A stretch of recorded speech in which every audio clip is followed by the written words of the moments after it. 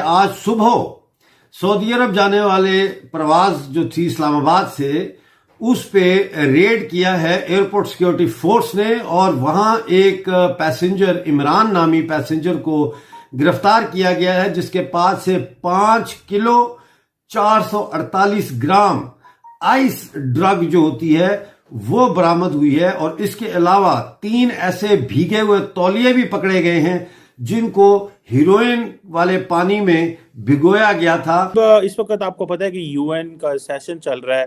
पहले तो इस यूएन के सेशन में सिवाय प्रेसिडेंट बाइडेन के कोई P5 कंट्रीज का नई नुमाइंदा नहीं जा रहा, प्राइम मिनिस्टर मोदी नहीं जा रहे, तो वो कोई हलचल नहीं नज़र आ रही जिस तरह अमूमन इस सेशन में हलचल होती है। क्योंकि एक G20 का सेशन इंडिया में ऑलरेडी हो चुका है, एक बड़ा ग्लोबल इवेंट था वो भी। लेकिन इसकी साइडलाइंस पे सारी बात है, बहुत सारे मीटिंग्स कॉन्फ्रेंसेस हो रही हैं। पाकिस्तान जैसे इस्लामिक देश के अंदर भी इस समय ड्रग्स का जो पूरा का पूरा तंत्र है वो अपने उफान पर चल रहा है। हर आजकल 15-20 दिनों में, 25 दिनों में खबर आ ही जाती है कहीं ना कहीं पाकिस्तान के किसी कोने से कि 10 करोड़ की ड्रग्स पकड़ ली गई, 20 करोड़ की पकड़ ली गई। बीच में तो एक बहुत ज़्यादा खबर आई थी कि $500,000 इतनी बड़ी मात्रा में ड्रग्स पकड़ ली गई थी। ये भी इस साल में एक बार खबर आ चुकी है। तो ये सब का सब जो है वो चल ही रहा है, और वो भी कहाँ चल रहा है? इस्लामिक कंट्री में, जहाँ पे ड्रग्स का कारोबार करना ही अपने आप में हराम है, वहाँ पे ये सब चल रहा है। और ये कोई छोटा रेडी लगाने वाला, कोई छोला बेचने वाला, कोई रिक्शा चलाने वाला तो करता नहीं होगा करोड़ों का ड्रग्स का कारोबार। कौन करता है? वही पाकिस्तान के नेतागण, नेता में बैठे हुए, कुर्सी में बैठे हुए लोग, पाकिस्तान के टॉप रैंक के फौजी, पाकिस्तान के बड़े बड़े बिजनेस माफिया, यही लोग जो, यानी कि वो एलीट जो पाकिस्तान को रिप्रेजेंट करती है दुनिया भर में, वही। और बहुत ही दुनिया भर में चीखती चिल्लाती है कि देखो भारत में मुसलमानों पे ये हो रहा है, यहाँ मुसलमानों पे हो रहा है, मुसलमान करते हैं। वही अपने देश के अंदर जो सबसे बड़ा उनका इस्लाम के कानून है कि हराम होगा, वही अपने देश के अंदर वही हराम वाली चीजें ही करते हुए नजर भी आते हैं। हक के दौर में एक औरत थी जो भिखारन का रूप धार के पेशावर से रावलपिंडी आया करती थी रोजाना की बुनियाद पे, और फिर वापस जाती थी, और उसने हाथ में एक छड़ी पकड़ी होती थी। बाद में वो जब गिरफ्तार हुई तो पता चला कि उस छड़ी के अंदर एक बड़ा सुराख था जिसमें वो पेशावर से उसमें हीरोइन भर के लाती थी, और वो रावलपिंडी में जो डीलर्स थे उनको पहुंचाती थी। तो पाकिस्तान कई नई चीजें इजाद करता रहता है स्मगलिंग के लिए। पाकिस्तान आर्मी के हेलीकॉप्टर्स जो है और C-130 भी इस काम के लिए इस्तेमाल किए जाते हैं। ये जो शख्स, उमर नाम का शख्स सऊदी अरब जा रहा था, ये उम्रे के नाम पर जा रहा था, ये उम्रे के वीजे पर जा रहा था। यानी पाकिस्तानियों ने मजहब इस्लाम का जो इस्तेमाल है वो दहशतगर्दी, मंशियात की स्मगलिंग, औरतों को घरों में कैद करने और दुनिया का हर बुरा काम करने के लिए इस्लाम का सहारा लिया है। जो करतारपुर वाला इवेंट था उसमें तो इंडिया ने पॉजिटिवली रिस्पांस किया, और वो पूरे कोऑपरेशन के जरिए ही जो है उसकी आगे बढ़ा। चले इन्होंने बिल्डिंग बना ली या जिस तरह भी, लेकिन जो इनफैक्ट उसका जो डिस्प्ले था आखिर में लोगों का आना जाना और जो पीसफुली उसका एक रास्ते का तयन होना, ये सारी चीज़ें तो जाहिर है उसमें इंडिया ने कोऑपरेट किया पूरे तरीके से। पीस ओवरच्योर जिसको आप कहते हैं वो ये है कि इंडिया, खुसूसन इंडिया पाकिस्तान के तनाज़र में, कि चूँकि वहाँ पे रिलेशनशिप ऑलरेडी जो है ना एक बहुत बड़ी स्टॉल्ड किस्म की रिलेशनशिप दोनों के दरमियान, बल्कि एक तरह की टेंशन की सिचुएशन है।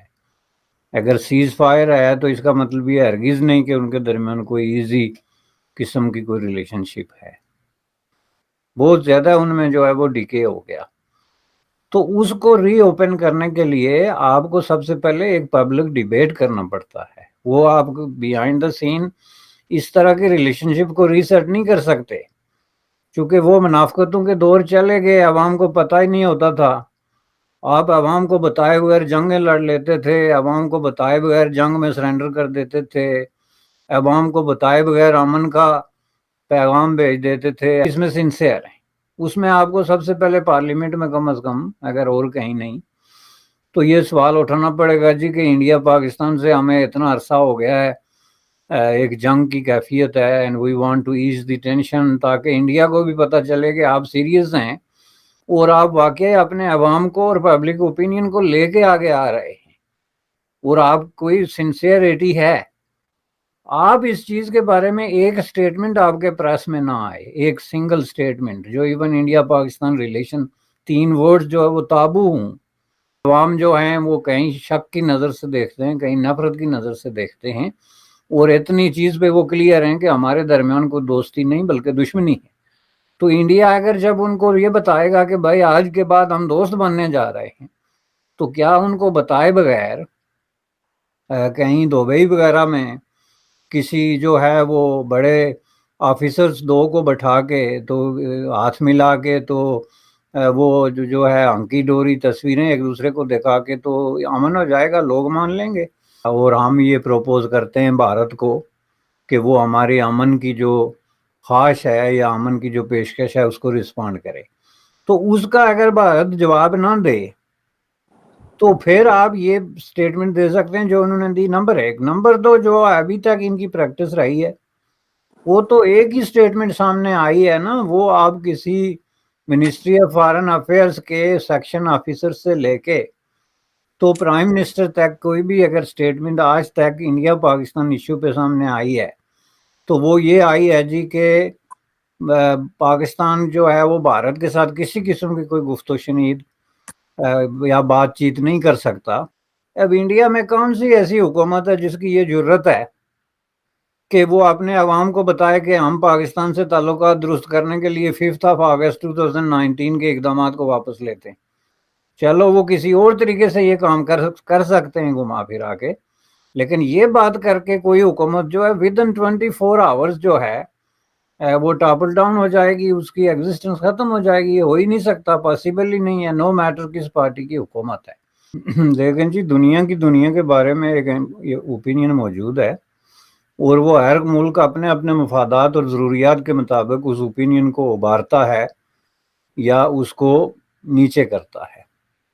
इसमें आप किसी मुल्क को ले लें, अब पीपल्स रिपब्लिक ऑफ चाइना के बारे में पूरी वेस्टर्न वर्ल्ड जो है, बल्कि वेस्टर्न वर्ल्ड से निकल के भी बहुत सारी जो मुल्क हैं जहाँ पे जमहूरियत या इंसानी हकूक़ की बात करने वाली हुकूमतें हैं, उन सब को आप देखते हैं उनका एक मौक़िफ़ है, उनका बड़ा क्लियर किस्म का मौक़िफ़ है कि चीन में ह्यूमन राइट्स या चीन पहले अपनी हुकूमत तब्दील करे। इसको रजीम चेंज कहते हैं दूसरे अल्फाज में, कि चीन में जो है एक मार्क्सिस्ट कम्युनिस्ट लेनिनिस्ट गवर्नमेंट बैठी हुई है, पहले उसको हटा के हमारी तरह का कोई न्यू लिबरल बैठाओ, वो बैठ के हमसे बात करे तो फिर हम चीन से बात करेंगे। यही करनी चाहिए ना बात यूनाइटेड स्टेट ऑफ अमेरिका को, जो चैंपियन है डेमोक्रेसी, ह्यूमन राइट्स और सिविल लिबर्टीज का। कभी सुना आपने कि ये रजीम चेंज का जो हुक्म देता है पाकिस्तान इंडिया को, वो कभी अमेरिका ने चाइना को दिया या किसी छोटे से छोटे मुल्क को दिया? जी छोड़ें, इंडिया तो बहुत बड़ा मुल्क है, छोटे से छोटे मुल्क को ले लें आप। इस्लामी जमहूरिया ऑफ पाकिस्तान यानी कि इस्लाम को मानने वाले देशों, सबको पता है कि ऐसे देशों में ड्रग्स या किसी भी प्रकार का नशीला पदार्थ हराम होता है जिसकी सजाएं हैं। ज्यादातर केसेस में तो सीधे सीधे जिंदगी से उड़ा देना ही इसकी सजाए मौत है, ड्रग्स के नाम पर, नशीले पदार्थों के नाम पर। मगर फिर भी पाकिस्तान के अंदर न दारू रुकती है, न शराब रुकती है, न कुछ रुकता है। अच्छा अगर आप देखो ना भारत के अंदर, मैं अभी देखता हूँ एक लोग को मैंने भी देखा कुछ दिन पहले, एक व्यक्ति ने कहा मुझसे कि ये जितने भी आप ठेके वगैरह देखेंगे, सरकारी हो देसी हो, सब में लाइसेंस लेने वाले आपको मुस्लिम समाज के लोग नहीं दिखते हैं। पाकिस्तान में कौन ले रहा है लाइसेंस? पाकिस्तान में, बांग्लादेश में कौन ले रहा है लाइसेंस? शराबी कौन ले रहा है? क्या वहाँ के हिंदू ले रहे हैं? और उनको तो आपने रहने लायक नहीं छोड़ा। वहाँ के क्रिश्चियन ले रहे हैं, सिख ले रहे हैं, जैन ले रहे हैं, बौद्ध ले रहे हैं, आखिर ले कौन रहा है? यही सब लोग तो ले रहे होंगे ऑब्वियसली। और यहाँ भी जहाँ जहाँ मौका मिलता है भारत में, वहाँ पर भी लेते हैं, ऐसा नहीं कि कोई भी नहीं लेता है। तो सब चीजें अपने सहूलियत के हिसाब से, अपने बेहतरी के हिसाब से। आप देखिए पाकिस्तान वाले ना सिर्फ पाकिस्तान के अंदर नशाखोरी, ड्रग्स माफिया का काम करते हैं, बल्कि जहां जहां जाते हैं पूरे यूरोप को ड्रग्स चखाने वाली यही कौम है।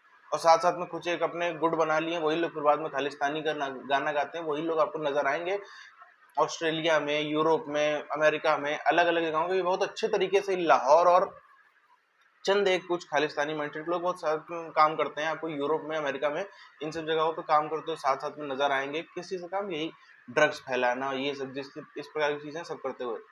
अब पाकिस्तान के अंदर पिछले एक साल में मैं देख रहा हूँ बार बार हर 15-20 दिन में कोई ना कोई खबर आ जाती है कि इतने करोड़ों का ड्रग्स यहाँ पकड़ा गया, इतने करोड़ों का ड्रग्स वहां पकड़ा गया। पाकिस्तान में बहुत बड़ा तबका नेताओं का और फौज के ऑफिसर्स का, जो हाई रैंक ऑफिसर्स हैं, उनका बहुत बड़ा तबका ऐसा है जिनकी कमाई, इनका main source of income drugs और ये सब नशे संबंधित चीजें ही हैं। जैसे आपको पता हो, मरियम नवाज जो है नेता पाकिस्तान की, नवाज शरीफ की बेटी, तो उनका जो पति है, या फिर हम कह लें कि नवाज शरीफ के जो जो दामाद है, वो बहुत बड़े तम्बाकू के माफिया हैं। तम्बाकू और उसके अलावा ड्रग्स के बहुत बड़े माफिया हैं। पूरे ऑल ओवर वर्ल्ड में सप्लाई है। और पंजाब में, जहाँ पहले गेहूं हुआ करता था, पाकिस्तान के पंजाब में, वहां पे हमारे इतना ड्रग्स उगाया, इतना ड्रग्स उगाया, इतना तम्बाकू उगाया, बाकी सब चीजें उगाई कि वो बॉर्डर पार करके भारत के पंजाब भी भेजा जाता है, दुनिया भर भेजा जाता है। बहुत बड़ा नेटवर्क है। ऐसे ही फौजियों का बहुत बड़ा नेटवर्क है। तो एक दूसरे का ही गर्दन काटने के लिए कि मेरा धंधा तभी बढ़ेगा जब उसका कम होगा, उसकी पकड़वा दो, इसकी पकड़वा दो, उसकी पकड़वा दो, खाली मैं राज करूंगा।